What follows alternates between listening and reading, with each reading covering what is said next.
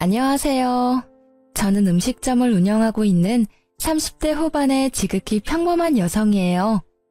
지금은 그저 평범하게 지내고 있지만 몇 년 전에는 상당히 날이 서 있었어요. 그 이유는 전혀 평범하지 않은 저의 이혼 과정 때문이었죠. 어찌나 어이없는 일만 일어나는지 주변에서는 이때 액땜을 해서 그 뒤로 좋은 일만 있을 거라며 위로까지 했을 정도였답니다. 그런 저와 남편은 첫 만남부터 참으로 남달랐죠. 서로의 이별에 대한 아픔을 달래다가 눈이 맞았거든요. 저는 예쁘게 생긴 편이 아니에요. 그건 남편도 마찬가지였죠. 객관적으로 말하면 남편은 못생겼다에 더 가까운 편이었죠. 저는 무척 잘생긴 남친과 사귀다가 그 남자에게 몰려드는 여자들 때문에 지쳐 헤어진 상태였고, 남편은 사귀던 여자에게 돈만 다 뜯겨먹고는 못생겨서 싫다는 말을 듣고 헤어진 상태였어요. 소개팅으로 만나 서로를 위로하던 우리는 그렇게 조금씩 정이 생기고 결혼까지 하게 됐어요. 남편의 얼굴은 잘생겼다고 말할 수 없지만 유쾌해서 같이 있으면 재미있었거든요. 일반 회사원이었던 남편은 결혼 후 제 음식 솜씨로 돈을 벌 수 있겠다 싶었는지 저의 반대에도 불구하고 퇴사하고 음식점을 열자고 하더라고요. 결국 저도 그에 넘어가 음식점을 하게 됐죠. 그때 시모에게 받은 스트레스는 어마어마했어요. 남편이 잘 다니던 회사 때려치게 만들었다며 볼 때마다 절 욕하셨어요.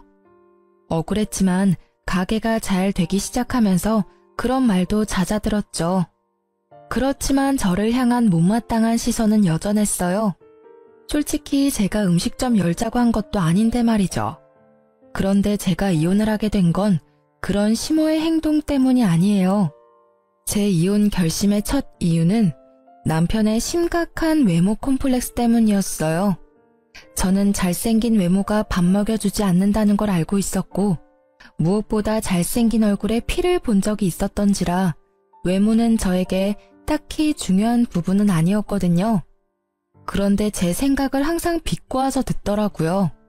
그러면서 사소하게 부딪히는 일들이 많았어요. 그리고 그 외모 컴플렉스에 정점을 찍게 된 일이 생겼어요. 그건 가게를 찾은 한 손님의 지나가는 말에서부터 시작됐죠. 사장님은 음식점을 할 관상이 아닌데? 근데 음식 솜씨가 이만큼 좋으니 사장님 얼굴도 눈에 안 들어오는군. 손님은 음식이 맛있다는 이야기를 짓궂게 돌려 말한 것이지만 남편은 다르게 해석하더라고요. 그 말이 자신의 외모 비하라고 생각했어요.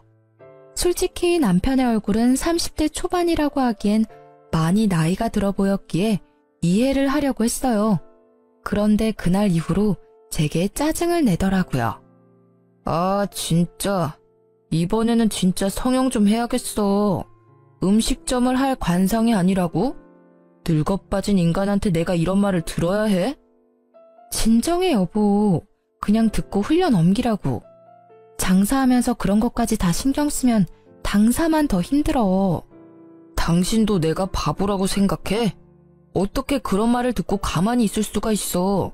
당장 나와서 한마디라도 거들었어야지. 손님이야. 밖에서 모르는 사람이 그랬으면 나도 화냈겠지. 그런데 손님이잖아. 자기가 이해하고 넘어가. 응? 아, 몰라. 진짜 짜증난다고. 나 진짜 성형수술 좀 해야겠어. 그렇게 말하는 남편의 눈이 제게 향했어요. 당시에 가게가 힘들어 돈은 제가 관리 중이었거든요. 알았어. 자기는 성형수술이 하고 싶은 거지? 자기가 얼마나 스트레스 받는 건지 알고 있으니까 돈이 좀 모이면 수술해. 그러고 마음이 편하다면 못할 것도 없지. 그렇게 말해주고 며칠이 지났을까? 짜증과 화가 많았던 남편의 모습이 변했어요. 뭐랄까, 그냥 거동이 수상하다고 해야 하나? 계속 제 주변을 맴도는 기분이 들더라고요. 와이프인데다 같이 일까지 하고 있으니 그저 기분 탓이라고 생각하고 넘겼는데 저는 괜히 그게 신경이 쓰이더라고요. 그런데 며칠 뒤 제 공책이 사라졌다는 걸 알게 됐죠. 저는 머릿속이 새하얗게 변할 정도였어요. 그 공책은 가게 메뉴 레시피를 적어둔 공책이었어요. 저는 그 공책이 없어진 게 남편과 관련이 있다고 생각했어요. 자기야, 잠깐 나 좀 봐. 할 얘기가 있는데. 그렇게 말한 그때 가게 문이 콱 열리더니 한 남자가 잔뜩 성이 난 얼굴로 성큼성큼 다가오면서 남편 얼굴에 뭔가를 집어 던지더라고요. 저는 놀라서 소리를 지르려다가 그 사람이 던진 게 제 공책이라는 걸 알고는 깜짝 놀랐어요. 잘 만났다 이 사기꾼. 내 돈 내놔, 내 돈 내놓으라고. 이딴 가치도 없는 공책을 뭐? 비밀 레시피? 지랄을 하네. 어디서 사람을 등쳐먹으려고. 빨리 내가 준 돈 가져와. 여기서 이러지 말고 밖에서 이야기합시다. 남편은 헐레벌떡 일어나 그 남자를 데리고 밖으로 나가려고 용을 썼어요. 잠시만요. 그 공책이 비밀 레시피라고요? 그걸 이 남자가 당신한테 팔았어요? 아, 그렇다니까. 내가 이 집 장사가 잘 돼서 돈 주고 레시피를 사겠다고 했는데 공책 읽어도 온통 평범한 레시피뿐이잖아요. 아무리 그래도 그렇지 이런 인터넷만 뒤져도 나오는 레시피를 팔아? 이 나쁜 사기꾼 같으니라고? 잠깐만요. 내가 지금 당장 돈 도로 돌려줄 테니 당장 여기서 나가요. 아, 빨리. 제가 그 사람과 대화를 나누려 하자 남편이 다급히 상대방 남성을 돌려보내려 하더라고요. 남성이 돌아가고 나는 남편을 빤히 쳐다보며 말했어요. 내 레시피 공책 언제 가져갔어? 아니, 그걸 팔았어? 그게 뭔지는 알지? 그거 우리 가게 장사 미천이야. 별거 없다고는 해도 나한테는 소중한 거고. 나도 어쩔 수 없었다고. 빨리 돈을 마련하려면 그것 말고는 방법이 없었다고. 돈이 왜 그렇게 급하게 필요한 건데? 당신 어디 대출 섰어? 보증 섰어? 아니, 아무리 대단한 일이 있어도 자기 장사 미천을 파는 인간이 어딨어. 그거 뺏겨서 우리 가게 휘청거렸으면 어떻게 책임지려고 한 거야? 말해봐. 이게 다 어떻게 된 일인지. 정형수술 하려고 그랬다고. 내가 그 뒤로 잠도 못 자고 얼마나 시달리는 줄 알아? 당신은 모르겠지. 그런 소리 듣고도 실실 웃는 당신은 절대 모르지. 몰라. 내가 그걸 어떻게 알아? 그리고 나는 당신이 성형수술 하던 말던 상관없어. 내가 결혼한 사람은 다른 누구도 아니라 당신이야. 그 얼굴이라도 좋아서 결혼한 게 나라고. 네가 얼굴 바꾼다면 나도 이해해. 그리고 존중하지. 그런데 왜 그걸 남의 레시피 공책 팔아서 마련하려고 하냐고. 당신이 벌어서 수술하면 되잖아. 적어도 가게 날리는 선택은 하면 안 되지. 장사할 때 레시피가 얼마나 중요한지 몰라서 그래? 당신한테는 그 장사 미천이 제일 중요하겠지. 나는 안 그래. 나한테는 내 인생 자체가 걸린 문제라고. 우리 가게에서 웃는 손님들이 내 외모 보고 웃는 거 내가 모를 줄 알아? 다들 그렇게 실실거리면서 나 쳐다보고 진짜 죽겠다고. 당신이 나를 이해 못하는 거야. 왜 매번 이런 식으로 나를 물 먹이는데? 누가 물을 먹였다고 그래. 물 먹을 뻔한 건 나거든? 다 이해한다고. 당신 성형하고 싶으면 해. 내가 바지가랑이라도 잡고 말렸어? 아님, 내가 제발 그러지 말라고 빌기라도 했어. 하라고, 네 돈으로. 남의 물건 팔아서 성형하면 기분 좋겠어? 제 말에 할 말이 있을 턱이 없었던 남편은 입을 꾹 다물고 폰을 만지작거리더라고요. 가만 보니 아까 돌아간 남자에게 받았던 돈을 돌려주려고 계좌이체를 하는 모양이었어요.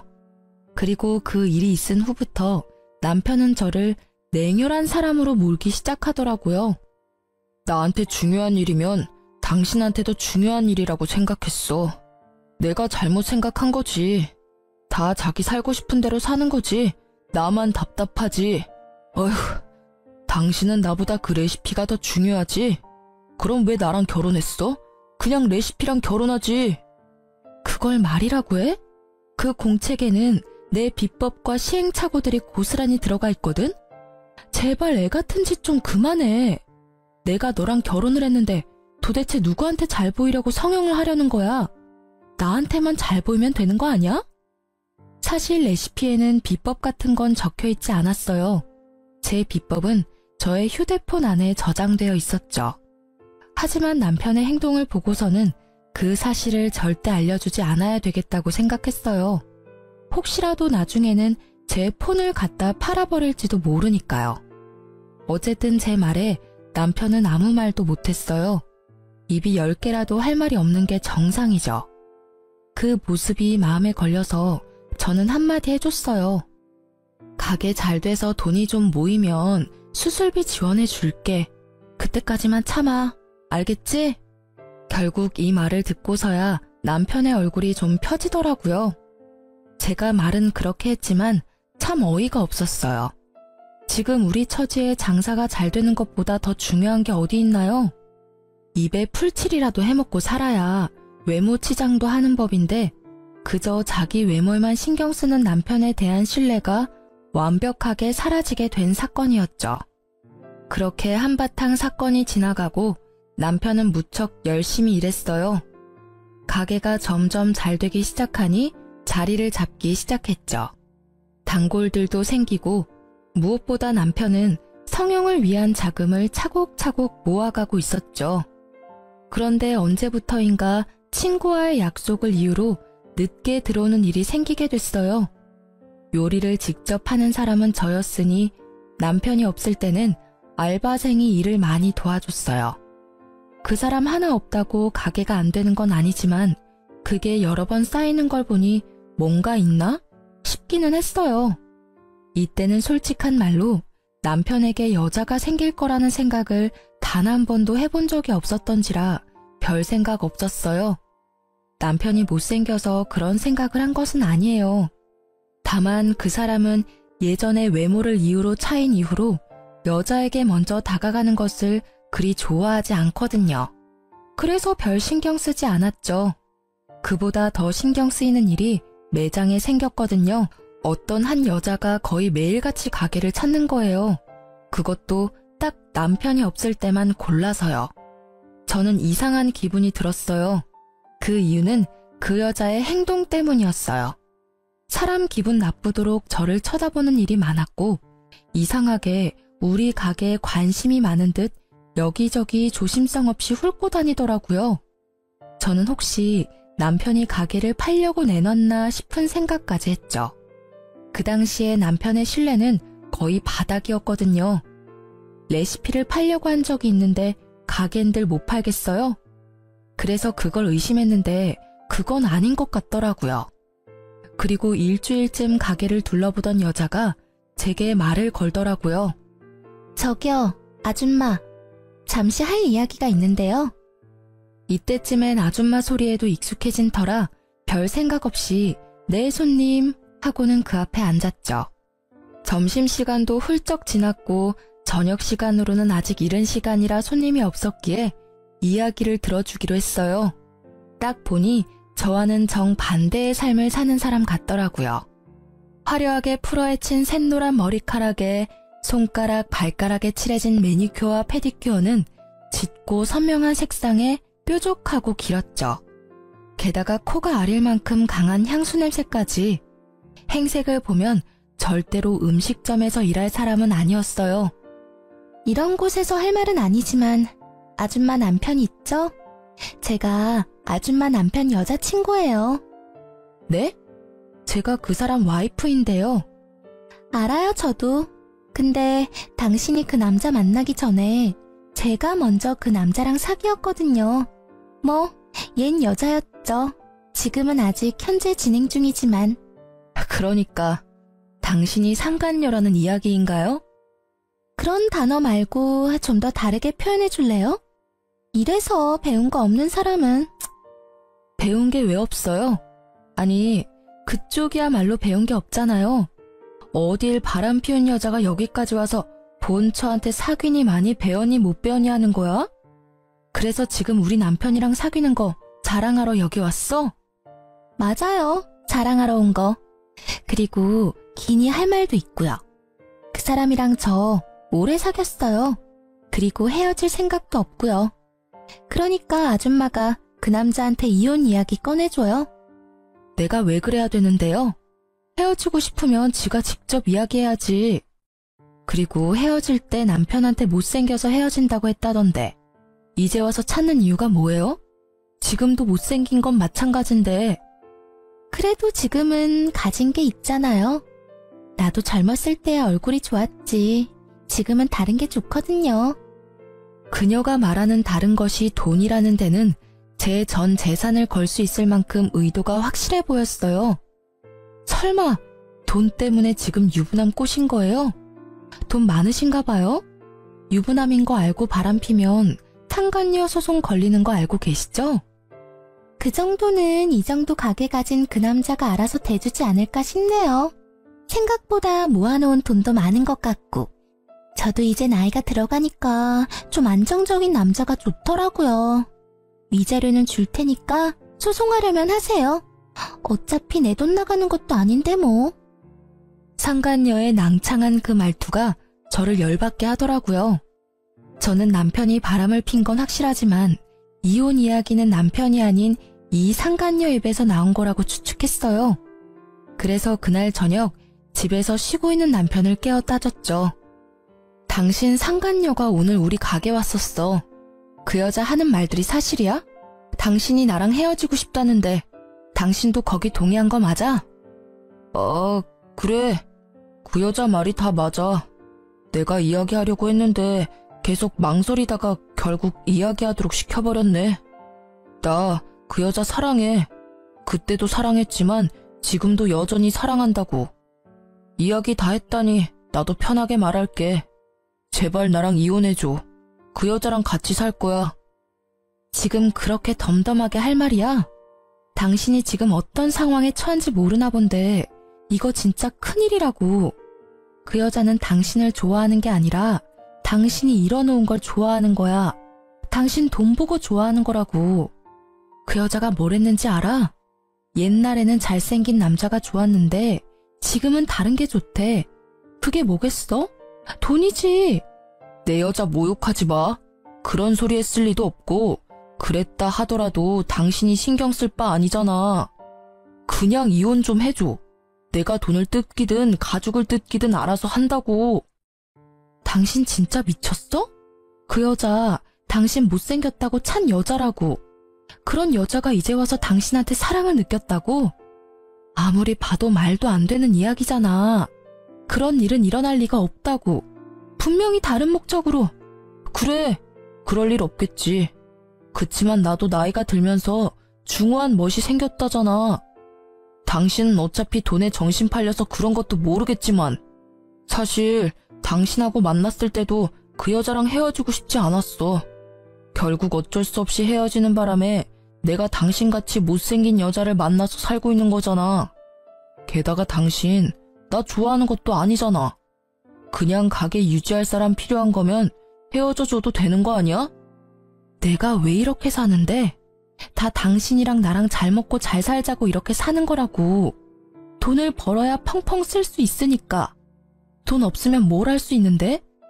그리고 잘 다니던 직장 그만두게 하고 가게에서 일하게 만든 건 당신이잖아. 요리하는 사람이 나 하나인데 어떻게 하나부터 열까지 다 꾸미고 다녀? 날 이렇게 만든 게 당신이라는 생각 단 한 번도 해본 적 없지? 날 이렇게 만들어 놓고 당신은 밖에서 여자나 만들어서 돈 쓰면서 놀았어? 되지도 않는 말로 당신 꼬신 그 여자한테? 말 조심해. 그 여자 때문이 아니라고 말했잖아. 내가 좋아하는 거라고. 그리고 내가 가게 하자고 했을 때 당신이 강하게 말렸으면 나도 안 했을 거라고. 이딴 말을 짓거리는 남편 놈을 보는데 진짜 가슴에서 솟구치는 분노에 몸이 덜덜 떨리더라고요. 딱 봐도 돈 목적으로 만나는 여자한테 홀라당 넘어가서는 조광지철을 버리려는 꼴을 보니 답답하기까지 했어요. 게다가 상간녀 편드는 걸 보니 정이 딱 떨어졌어요. 알았어. 이혼해. 나도 말 못 알아먹는 남자랑은 더 이상 말도 섞기 싫어. 합의 이혼하려면 위자료만큼 돈 나한테 줘야 하고 그거 싫으면 소송해. 어차피 나는 소송이 더 좋거든? 당신 바람피는 바람에 유책 배우자 돼서 나한테 위자료 줘야 해. 나도 내 몫을 챙겨야 하지 않겠어? 새로운 시작을 하려면 돈은 많을수록 좋으니까. 새로운 시작? 다 늙어 빠져서 주름밖에 안 남은 당신이 무슨 새로운 시작을 해? 예쁘기를 해, 돈이 있기를 해. 그렇다고 능력이 있어? 당신 아무것도 없어. 나랑 이혼하고 나가면 바로 거지꼴 된다고. 내 가게는 벌써 프랜차이즈 계약하려는 사람들이 생겼거든? 그러니까 이제 당신 같은 여자 필요 없어. 저는 남편의 모습에 학을 뗐어요. 자기가 곧 성공할 것 같으니 저를 버리겠다는 그 생각 자체가 더럽기 짝이 없는 생각인 거죠. 저는 꼴도 보기 싫어 그 집을 나왔어요. 남편은 이혼 정리를 빠르게 하더라고요. 저는 초고속으로 위자료를 받게 되었죠. 남편은 프랜차이즈 이야기만 잘 성공하면 이 정도 위자료는 바로 해결하고도 남을 거라고 생각했나 봐요. 그래서 빨리 돈을 주고 저를 떨궈내려 한 거겠죠. 그리고 상간녀 소송 비용까지 후다닥 주고는 제 자리를 지워가기 시작했어요. 남편은 제가 집을 나가자마자 상간녀를 가게로 들였더라고요. 처음에는 그 이야기를 듣고 엄청 열받고 자존심 상하더라고요. 그렇지만 그 상황이 오래가지는 않을 거라고 예상하고 있었어요. 이혼이 마무리된 날 저는 아는 동생을 전 남편 가게에 보냈어요. 밥 한번 먹고 오라고요. 언니, 걱정 안 해도 되겠어요. 그 집 곧 망하겠더라고.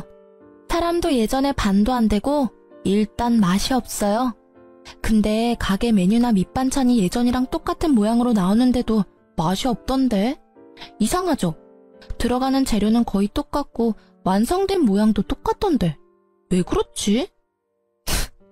그랬어? 그럴 줄 알았어. 두 사람은 어땠어? 가게 삐걱거리면 당연히 두 사람도 삐걱거렸을 텐데. 상간녀 혼자 가게 지키고 있는데 나 술집인 줄 알았잖아요. 무슨 화장에 옷차림이. 거기다가 인간적으로 음식 나오는 가게에서 향수는 좀 아니지 않아요? 향수 냄새에 음식 냄새가 섞여서 더 역하더라고요. 찡그리며 말하는 동생 이야기에 저는 코웃음을 쳤어요. 걱정 안 해도 잘 망해가고 있네. 나도 이제 슬슬 새 직장 찾아봐야겠어. 받은 건 많지만 일을 안 할 순 없으니까. 그렇게 이야기하고 며칠이 지났을까요? 집에 있는데 누가 배를 누르더라고요. 전 남편과 상간녀가 있더라고요. 표정이 참 험악해서 저는 그들을 데리고 근처 카페로 갔죠. 당신 진짜 레시피 어쨌어? 왜 남의 레시피를 자기 것처럼 찾아? 어이가 없네? 나한테 맡겨놓은 거라도 있어? 아니, 우리 음식점 레시피를 왜 당신이 갖고 있냔 말이지. 맛이 다르다고 손님들이 화를 내잖아. 가게에 무슨 짓을 한 건데? 아, 웃겨. 손맛이 다른 거겠지. 그걸 왜 나한테 와서 따져? 레시피 다 알고 있었던 거 아니야? 저번에 레시피 팔려고 했을 때 다 봤을 거 아니야. 제 말에 남편이 무언가를 테이블 위에 던지듯 보여주더라고요. 딱 보니 제 레시피 복사본이더라고요. 역시 제 레시피를 빼돌린 거였죠. 그대로 만들었는데 맛이 없으니까 하는 말이지. 너 나 속였지? 진짜 레시피는 어쨌어? 너 때문에 우리 가게 망하게 생겼거든? 당연히 맛이 없었겠죠. 그 레시피는 반쪽짜리고 제 비법 소스 내용은 제 폰 안에 고이 저장되어 있으니까요. 비법 소스가 없으면 인터넷에 자주 올라오는 레시피일 뿐이거든요. 그러니 점점 손님이 줄어들고 인기가 줄어가는 거예요. 그러니까 그걸 왜 나한테 따지냐고. 레시피도 잘 도둑질 해갔으면서 나한테 와서 왜 음식 맛이 다르냐고 묻냐고. 네 가게잖아. 네가 그 이유를 알지 내가 어떻게 하냐고. 전 남편은 제 말에 답을 못 하더라고요. 자기들끼리 가게를 하기로 했으면 지들끼리 알아서 해야지. 왜 이혼한 전처한테 찾아와서 이 난리냐고요. 잠깐. 그러고 보니 아줌마가 우리 가게 댓글에 별점 테러한 거 아니야? 맛이 변했다면서 글 쓴 사람들 당신이 사주했지? 이보세요 상간녀 씨. 없는 이야기 지어내는 거 무고죄인 거는 알고 있죠? 저는요. 당신네 가게가 망하든 말든 상관없어요. 어차피 망할 거라는 걸 알거든요. 맛이 다르다는 건 진짜겠죠. 제 레시피 공책은 그거 하나만 있는 게 아니거든요. 그러니까 그쪽 분들은 반쪽만 갖고 있는 거죠. 예의도 없이 계속 반말하는 상간녀의 말에도 저는 최대한 이성을 유지하려 했어요. 그런데 상간녀의 말에 이성이 뚝 끊기더라고요. 이거 봐. 진짜 레시피 숨겨놓고 안 준 거네. 이 사기꾼 같은 년이 그걸 훔쳐갔어? 그거 우리 가게 레시피거든? 말은 똑바로 해야지. 너희 가게? 웃기고 자빠졌네. 그게 왜 니네 거야? 내가 알아내고 내가 연습해서 얻어낸 게 왜 니네 건데? 그리고 너 그 가게에서 네가 한 일이 뭔데? 너가 그 가게에서 한 거라고는 레시피를 팔고 바쁜 시간에 상간녀 만나서 히히덕거리는 것뿐이었거든? 그런 주제에 감히 레시피를 내놓으라고? 이 정신 나간 것들이 바쁜 사람 불러내서는 말 같지도 않은 말을 짓거리고 난리야. 그리고 그렇게 열받으면 법대로 해. 내가 만든 레시피가 내 것인지 바람난 너희 것인지. 제가 나중에 알아보니 상간녀가 요리를 못해서 주방장을 들였더라고요. 그것도 인건비가 낮은 경력이 얼마 안 된 어린애를 고용해서 제 레시피대로 만들도록 지시했답니다. 당연히 반쪽짜리 레시피를 만들다 보니 음식 모양은 똑같은데 맛은 떨어지는 일이 발생했던 거죠. 나한테 와서 따지지 말고 사랑하는 두 분이서 알콩달콩 맛있는 음식 개발에 집중하는 게 어때? 아, 사랑 노름에 빠져서 가게는 눈에 들어오지도 않지? 근데 분명히 나랑 이혼하면서 프랜차이즈 문의 왔다고 하지 않았어? 잘 되고 있는 거야? 뭐 여기까지 와서 나한테 이렇게 따지는 거 보면 말 안 해도 뻔하지.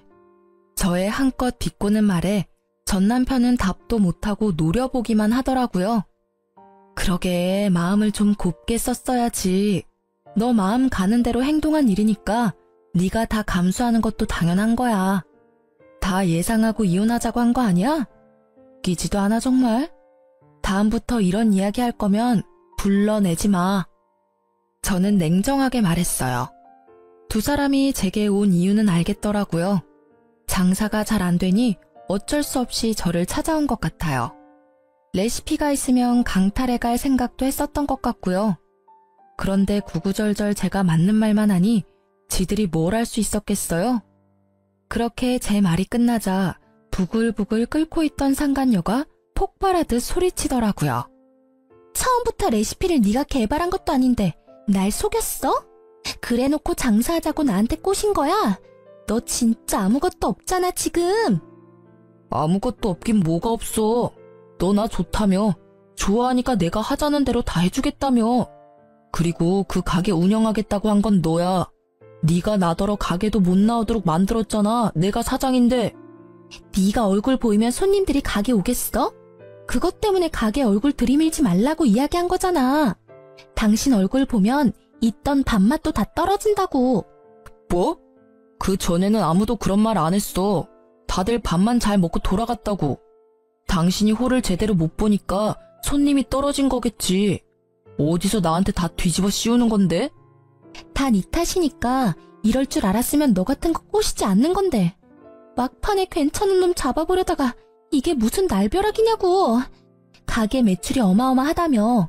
나 먹여 살릴 수 있다며. 근데 이게 뭐냐고. 매일매일 손님은 줄고 돈만 계속 나가잖아. 왜 그게 내 탓이냐고. 엄밀히 따지면 이 가게에 바뀐 건 너뿐이잖아. 그럼 네 탓이지. 언제는 내가 가게에 있어서 좋다며. 못생긴 여자 있을 때보다 화사하고 좋다고 할 때는 언제고. 이제 와서 왜 그딴 소리 하는 건데? 따지고 보면 네가 레시피도 제대로 알지 못하면서 마누라랑 이혼한 게 잘못 아니야? 그 마누라랑 이혼하라고 매일 쪼았던 게 너잖아. 두 사람의 대화를 들으니 얼마나 웃긴지 저는 마치 개그 프로그램을 보는 것처럼 느긋하게 구경해줬어요. 마지막에 들리던 말에 완전 빵 터졌죠. 내가 미쳤지. 못생긴 놈 꼴값 한다더니 내가 너 돈 없으면 옆에 뭐하러 끼고 살아? 얼굴만 보면 혈압 오르는데 돈이라도 있어야 그 얼굴도 봐줄만 할 거 아냐? 그 말을 듣고 있는 전 남편의 표정이 와그락 일그러지는 걸 보며 저는 통쾌한 기분을 느꼈어요. 그래, 상간녀랑 사귀면서 그렇게 싫어하던 외모 지적 많이 받고 살겠네 하는 생각이 들었거든요. 나중에 오며 가며 슬쩍 봤는데 가게는 텅 비어 있었고 두 사람이 같이 있는 날은 거의 없더라고요. 거기에는 전 남편 혼자만이 자리를 덩그러니 지키고 있더라고요. 저는 그걸 보며 이혼 소송이 빨리 마무리돼서 천만다행이라고 생각했어요. 가게가 저런 꼴이었으면 돈도 안 줬을 테죠. 그나마 가게가 잘 될 거라고 예상하고 그 이득을 나누지 않으려고 빨리 위자료 준 게 저에게는 도리어 이득이었죠. 저는 이제 새 삶을 찾아야 했어요. 예전에 일했던 회사로 돌아가기에는 제가 너무 멀리 와버렸고 제 레시피가 아깝기도 했거든요. 그래서 음식점을 하나 차릴까 생각하고 있었어요. 이미 이혼은 했고 저라는 사람부터 건져야겠다는 생각을 했거든요. 주변 친구들에게 주방장 구하는 곳 있냐고 물어보고 얼마 지나지 않아 한 남자가 저에게 연락을 해왔어요. 여기서 좀 떨어진 곳에 있는 가게인데 주방장으로 일해볼 생각 없냐고 말이죠. 그쪽은 번화가는 아니었지만 가게가 들어가기에 나쁜 조건은 아니었어요. 직접 만나서 이야기하자고 해서 만났는데 깜짝 놀랐어요. 인상 좋은 미남이 한 분 계시더라고요. 조심스레 이것저것 물어보다 보니 돌싱이라는 것도 알게 됐죠. 서로 돌싱인 걸 알고 나니 좀 더 편해진 건 사실이었어요. 그래서 그곳에서 일하기로 했어요. 그곳에서도 이전 가게의 레시피대로 열심히 일을 했고 점점 손님들이 많아지더라고요. 그렇게 1년쯤 지나고 가게는 줄 서서 먹는 식당 정도는 아니라도 점심, 저녁, 식사 때마다 붐비는 가게 정도는 되더라고요. 그리고 여느 때와 같이 일을 하는데 한 사람이 가게로 들어오더라고요. 저는 주방에 있어서 신경을 못 썼는데 사장님이 오더니 저한테 잠깐 나와보라고 하더라고요. 표정이 좋지 않았어요. 무슨 일인가 싶었던 전 남편이 와서 기다리고 있더라고요. 이 가게에는 브레이크 타임이 있었는데 딱 그때를 맞춰서 찾아왔더라고요. 1년 만에 사람이 어찌나 늙었는지 얼굴에 주름이 쫙 껴서는. 저는 그 앞에 앉았죠. 1년이 넘게 지났는데도 말은 그리 좋게 나오지 않더라고요. 무슨 일이야? 나 찾을 일 이제 없을 텐데. 당신 아직도 아줌마 소리 들으면서 일하고 있지? 이런 작은 가게에서 일하면 얼마나 벌겠어? 푼돈 정도 되겠지. 남이사 푼돈을 벌든 떼돈을 벌든 무슨 상관이야? 여기까지 찾아온 이유가 나 화나게 만들려고 그런 거야? 용건 없어? 용건 없으면 나가줄래? 나 지금 저녁 준비해야 해서 바쁘거든? 이렇게 지내지 말고 돌아와. 내 가게 아직 그대로 있어. 그 자리에 똑같이. 당신이 오면 주방장 자리 줄게. 웃기고 있네. 지금 일 잘 다니고 있는 사람한테 뭔 소리야? 거기 이제 소문나서 손님도 별로 없다는데. 이렇게 예쁘지도 않고 돈도 없고 능력도 없는 여자 데려다가 뭐에 쓰려고? 당신한테는 예쁘고 돈도 많고 능력도 좋은 당신 좋다는 상간녀가 있잖아. 설마 나더러 두 사람 알콩달콩 사는데 끼라는 말은 아니지? 그런 꼴 보기 싫으니까 여기 와서 이런 짓 하지 말고 제발 그냥 무시하고 가줘라. 응? 미안해. 진짜로 내가 다 잘못한 것 같아. 당신만큼 나 이해해주고 보듬어준 사람도 없는데 내가 왜 그랬나 싶어. 진짜로 시간을 되돌리고 싶다고. 당신이 말한 그대로였어. 그 여자 심지어 나를 좋아한 것도 아니었다고. 통장에 있던 돈에다가 대출까지 내 이름으로 쓰고는 도망갔어. 그 돈 내가 성형수술 하려고 모아놓은 돈인데 그걸 홀라당 다 가져갔다고. 게다가 프랜차이즈 내는 것도 음식 맛이 이렇게 다르면 자기들도 좀 생각해봐야 할 것 같다고. 그런 식으로 여기저기 있던 일들도 완전 무산돼서 가게도 곧 망할 것 같아. 아니, 망한 것 같아. 구구절절 말하는 걸 들어보니 참으로 딱하더라고요. 제가 한 말이 그대로 들어맞았으니까요. 그때 내가 말했지? 그 여자 그럴 의도로 당신한테 접근했다고. 내가 그때 말할 때는 믿지도 않더니 이제 당하고 보니 내 생각이 났어? 근데 어떡하지? 내 눈에는 당신이나 그 여자나 똑같아 보이거든. 돈 좀 벌고 여자한테 눈 멀어서 바람난 당신이나 돈 노리고 당신한테 다가와서 다 들고 튄 그 여자나 다를 게 뭐가 있어? 나는 그 여자를 사랑했다고. 그런 내 마음을 배신한 거야. 내 어디가 그 여자랑 똑같다는 거냐고. 당신은 나를 배신했잖아. 왜? 네 사랑에 눈이 머니까 남의 마음 사정에는 신경도 안 쓰였니? 대단해. 사랑 타령하면서 나한테서 다 뺏어간 게 넌데 자기는 그 여자랑 다르게 생각한다는 걸 들으니까 좀 소름 끼치네? 안 그래? 나한테는 너도 충분히 나쁜 놈이야. 유부남이 사랑 타령이라니. 그것도 제 마누라가 아닌 상간녀한테. 그 사실이 잘못됐다는 걸 모르는 것도 참 딱하고. 그러니까 지금 사과하잖아. 미안하다고. 잘못했다고 하잖아. 당신이 화내는 건 알겠는데 내 사정도 이해해줘. 응? 당신도 솔직히 여기서 아줌마 취급 당하면서 힘들게 사는 거 싫잖아. 내가 당신 사모님 소리 듣게 해줄게. 응? 미안한데 저는 남편의 말을 끊으려고 했지만 제 어깨에 손을 얹는 부드러운 손길에 입을 닫고 제게 다가온 남자를 쳐다봤어요. 이 가게의 사장이었어요. 여보, 저녁 준비는 내가 해놓을 테니까 대화 잘 끝내고 와요. 오해가 상당히 많이 쌓인 것 같으니까 깨끗하게 잘 풀어서 다시는 찾아오지 않도록 하는 게 좋을 것 같아. 그리고 제 현재 남편이기도 했죠. 제가 이 남자와 결혼한 건 6개월쯤 됐을 때였어요. 저는 이 잘생긴 남자의 고백을 곧이곧대로 받아들일 수 없었지만 이 남자는 끝까지 저를 설득시키더라고요. 자신은 그런 사람과 다르다고 한 가지 분명하게 약속할 수 있는 건 절대로 바람은 피지 않고 다른 여자 쳐다도 보지 않겠다는 말을 하며 저를 설득했죠. 저는 한결같은 마음에 반해 사귀기로 했고 함께하는 시간이 많아질수록 서로에 대한 이해가 깊어지며 좋은 사이로 발전하게 됐죠. 누가 봐도 잘생기고 환칠한 남자가 제게 여보라고 부르니 전 남편의 얼굴이 엄청나게 놀라는 걸 확인할 수 있었어요. 여보? 당신 결혼했어? 나랑 헤어진 지 얼마나 됐다고 결혼을 해? 무슨 헛소리인지 모르겠네. 나는 엄연히 법적으로 이혼을 한 여자라고. 너하고의 사이에서 온갖 정이 다 떨어져서 이혼한 사람. 내가 왜 너 생각해서 재혼을 못해? 넌 나랑 이혼하자마자 상간녀랑 혼인신고해놓고서는. 그래, 그러고 보니 너 유부남이었구나. 너 이런 식으로 나 꼬시면 안 되는 거야. 어차피 넘어갈 일도 없었겠지만. 그래도 이건 너무하잖아. 벌써 결혼이라니. 그리고 한 가지 네가 착각하는 게 있어서 내가 말해주는 건데 나 여기 사장님 와이프야. 넌 나랑 일할 때 매번 나한테 아줌마라고 불렀지? 그때 솔직히 정말 기분 더러웠거든? 너는 사장님이라고 불리는데 나는 아줌마라고 불렸잖아. 근데 여기 오니까 정말 달라. 이 사람은 일할 때 나를 여보나 사모님으로 불러.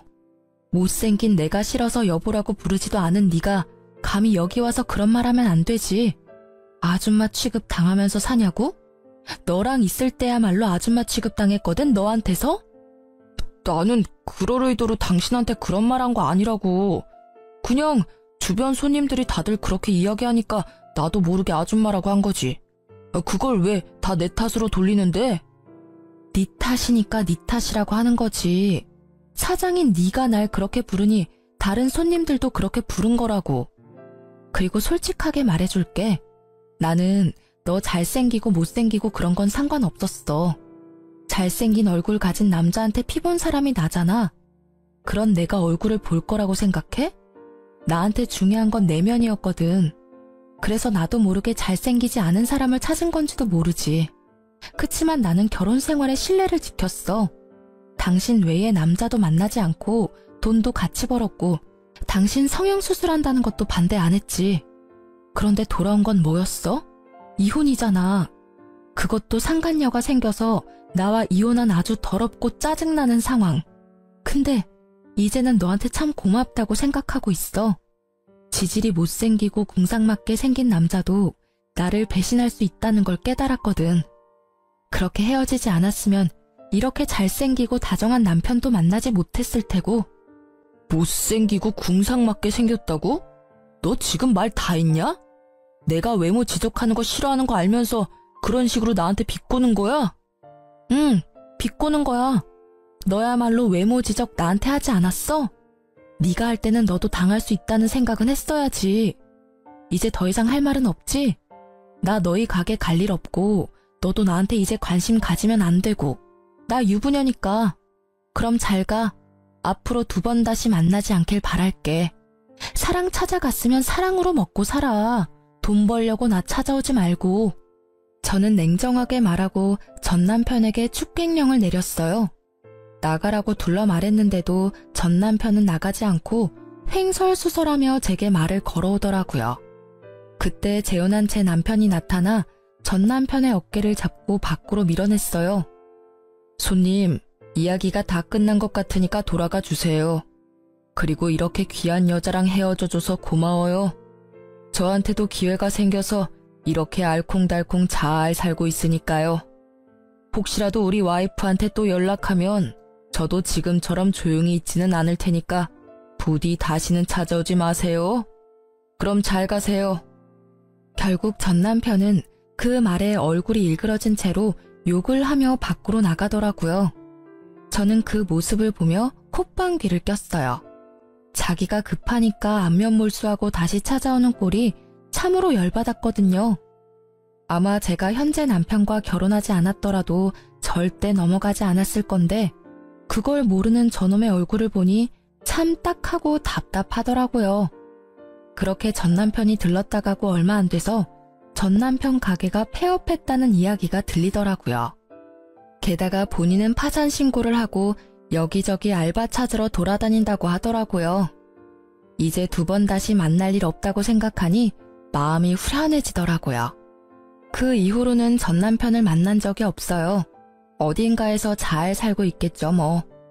솔직히 이혼을 경험하면서 정말 기분이 더러웠어요. 남편의 외도가 원인이라는 건 정말 저에게는 자존심에 상처를 입히는 일이었거든요. 이 이혼으로 한 가지 깨달은 것이 있어요. 잘생긴 사람은 얼굴값하고 못생긴 사람은 꼴값한다는 말 틀린 게 하나도 없더라고요. 예전에 누가 말해줬어요. 그때는 잘생긴 남자 때문에 힘들었다면 이 이혼은 못생긴 남자 때문에 힘들었던 거니까요. 제가 당해보니 세상에 믿을 사람 하나 없고 외모의 미추보다 중요한 게 콤플렉스 없는 건강한 마음이라는 걸 깨닫게 됐죠. 지금 결혼한 남편은 얼굴도 잘생긴 편에 속하고 마음씨도 다정하고 사람이 참 건강해요. 그 덕분에 저도 마음의 상처를 치유할 수 있었던 것 같아요. 이 글을 읽으시는 분들 중에 저처럼 어느 하나에 꽂혀서 잘못된 선택을 하는 사람들이 있을지도 몰라요. 그런 분들께 꼭 말씀드리고 싶네요. 너무 거기에 휘둘려서 선택의 폭을 좁히면 저처럼 된통 당할 일도 생기게 되니 나쁜 일을 당하더라도 그걸 기준점으로는 삼지 마세요. 모든 마음을 열어두고 봐야 정말로 좋은 선택을 할 수 있게 되는 것 같아요. 긴 글 읽어주셔서 무척 감사합니다. 저는 잘 살고 있으니 이 글 읽으시는 분들도 행복하고 즐거운 하루하루 보내세요.